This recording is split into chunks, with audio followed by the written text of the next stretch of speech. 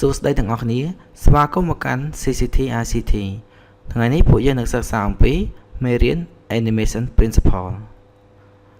Animation Principle គឺជាគោលការណ៍ទាំង12ដែលធ្វើឲ្យគំនូរជីវចលរបស់យើងកាន់តែមានលក្ខណៈល្អប្រសើរ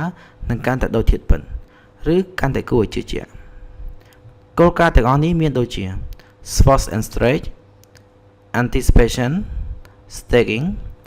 Straight ahead and pose to pose Follow through and overlapping action Slow in and slow out Acts Secondary action Timing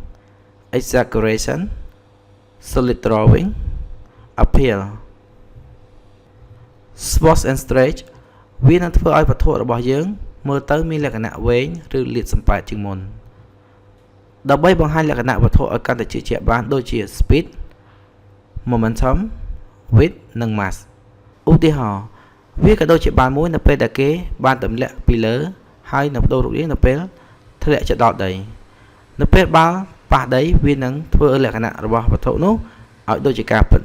ដែលយើងអាចជឿជាក់បានឧទាហរណ៍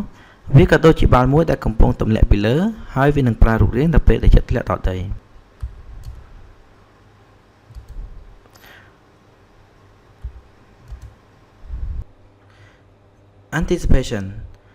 Anticipation គឺជាលក្ខណៈកំណត់សកម្មភាពអ្វីមួយ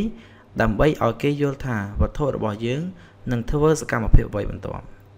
ការធ្វើបែបនេះគឺធ្វើឲ្យវត្ថុរបស់យើងបង្ហាញនូវសកម្មភាពដែលអាចជឿជាក់បាននិងសមស្របឧទាហរណ៍វាក៏ដូចជាសកម្មភាពមនុស្សម្នាក់ដែលបំរុងនឹងហោះដោយមុនពេលលោតគេនឹងព្យាយាមបន្ទន់ជើងមុនពេលហក់ទៅលើ